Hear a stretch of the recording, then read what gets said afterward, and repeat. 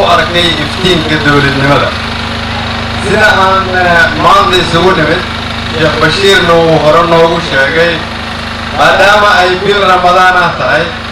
bil barakaysan waxaan codsanaynaa marka hore inaan kulligeen isu tanaasulno ilaahay barino dalkeennana aan ilaahay u barino waxaan codsanaynaa oo kale in bishani ay tahay bishii barakaysneed oo ilaahay ducadeenna uu ajiibaayey sidaas daraaddeed walaalayaal aan kulligeen dalkeenna u wada ducayno sidaan horey ula wadaagnay ummadda soomaaliyeed qorshaha xukuumadda waxaa saldhig u ah qodobo ay ka mid tahay ka guulgaarista xasiloonida guud ee dalka gaar ahaan sidii loo sugi lahaa amniga waxaa kaloo saldhig u ah kobcinta dhaqaalaha iyo in la abuuro shaqooyin lanana dagaalamo musuqmaasuqa sidaas daraaddeed waxaan maanta halkan rabaa inaan idinkugu soo gudbiyo waxqabadka xukuumadda innagoo jirnay 60 maalmood keliya xukuumaddu waxay jirtaa 63 maalmood sidaas daraaddeed waxaan rabaa in idinka iyo madaxweynaha hooyiina aan ka cadayno maanta waxyaabaha ay noo qabto kow xukuumaddu waxa ay bilowday shaqo iyadoo dalka ay ka jirta abaar aad u baahan waxaan bilownay inaan isugu yeerno shacabka soomaaliyeed siday isugu jiban lahaayeen waxay shacabka soomaaliyeed ku guulaysteen keligood inay aruuriyaan in ka badan 5 milyan oo doolar lacagtaasi oo dadka soomaaliyeed u aruuriyeen 20 waa markii ugu horreysay oo dadka soomaaliyeed ay sidaas u aruuriyeen dhaqaale ay iyagu isugu gurmanayaan taasi waxa ay qayb ka tahay bilowga dowladnimada ammaanada shacabka soomaaliyeed waxaa la gaarsiiyey dhammaan gobollada dalka oo dhan waxaa arrinkaas ugu caawiyey dumarka soomaaliyeed xarumaha ganacsatada iyo qaybaha kala duwan ee dowladda xukuumaddu 60 maalmood ay jirtay waxay ku guulaysay in qof walba oo u shaqeeya dowladda in qof walba oo ka mid ah ciidanka la siiyey mushaarkii uu xaq u lahaa iyadoo aanan helin dhaqaale aan ahayn kana inta badan bixiyaan shacabka soomaaliyeed waxaa lagu guulaystay inaan xaqiijino ammaanada aad noo dhiibatiin haddii aad tihiin shacabka soomaaliyeed hadda waxaan bilownay inaan bixinno mushaaraadka bishii shanaad maadaama aan bixinay mushaaraadkii 4 bilood oo soo dhaaf waxaan rajo ka qabnaa in aan awoodi doono in qof walba uu hori doono waxa uu xaq ugu leeyahay dowladda bilaha iyo sanadaha soo socda haddii ay arrimaha dhaqaalaha waxaan ku guulaysanay inaan oogno albaabo badan oo u furnaa dowlad xumo iyo musuqmaasuq waxaan kor u kacay dakhligii soo geli jiray dowladda waxaan dib u habeyn ugu sameeyey qaabka loo maareeyo bixitaanka kharashaadka dowladda oo dhan waxaan bilownay inaan ka shaqeyno sidii la isku keeni lahaa qururan kala shaqeysa kobcinta dhaqaalaha dalka oo dhan waxaan bilownay habraac lagu nidaaminayo canshuuraha dalka iyadoo lala kaashanaya dowlad goboleedyada waxaan bilownay jidkii soomaaliya looga dayn lahaa daynta lagu leeyahay oo dhan 5.5 milyan oo doolar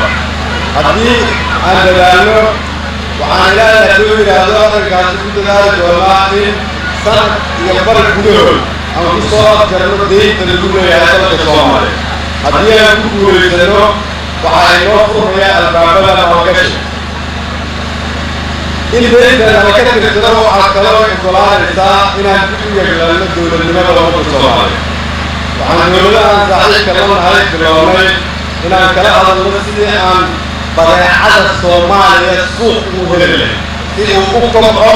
ganacsiga dalkeena dhaqaalaha ganacsatada lagu kor u kaco arrimaha amniga sida aad ogtihiin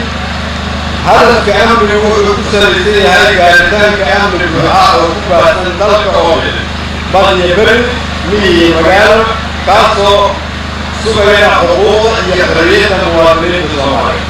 amnigu waa udgaxaadka nolosha وعم بالأولين الجريدين السوقية أمنية الولايات المقدسة إيوه خيبك كالكوان أو كم يقدر في سكلا وعم بالأولين حكمين تهوكا معناه الواحد هاي إلا فيديو قرار في كسر حي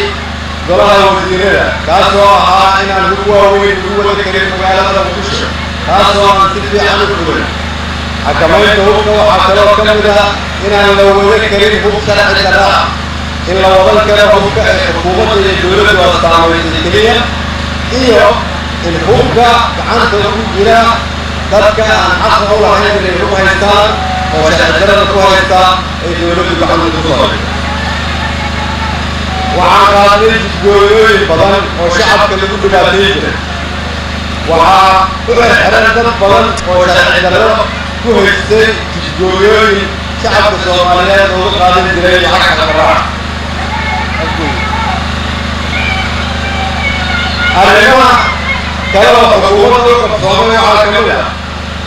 وعن رئيس المي دولمات كتوس كأه المشير نيروبي وعن كلام كل رئيس نص عليه دولمات في حبايبنا الجرام كأذن حتى حكومته وكل الإنسان بالشركة حنان كلهم معمول لها هو الصومالية ومنوان سكوا هذا حديث إلى الوصول على دور طلب الصومال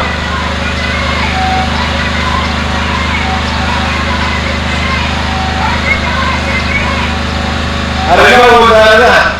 وزارة وينو الصوب بالتالي ورشها أي ربطوا إليه سدوا بقول كما الموضوع مهورية إيو سنة يسنرها صوصا وعلى الرئيس ورشكوا الأهوى حكومة الوطنية كوضا خيب غالب وعلى الله وزيرين كوشيين سياسة بود ولوها يدلك يدو الفرنية هذا في مدحوينها الجمهورية الفدرالية وعلى الحوثيين ودشحيت وزارته وعلى الحوثيين ودشحيت الدنيا وحاكلهم شيئين إن أنبياء النهاية إصلاح حسابنا ورابط بنعمة أننا كان الله حسابتنا هي كان الله حسابتنا وحاصلك أنت مدحوين فرماجل الدولتين وزيرنا لنا تبدأ إنجليزا جرمالك يجب على الحياة كتوريا وكيا يكون كرامة الدولة وكيا يكون ودولة أفريقيا هي مدح كلا تركوا خاصنا وعن موجنا إنسان ربطان كالله قبو دول الدول الصومالية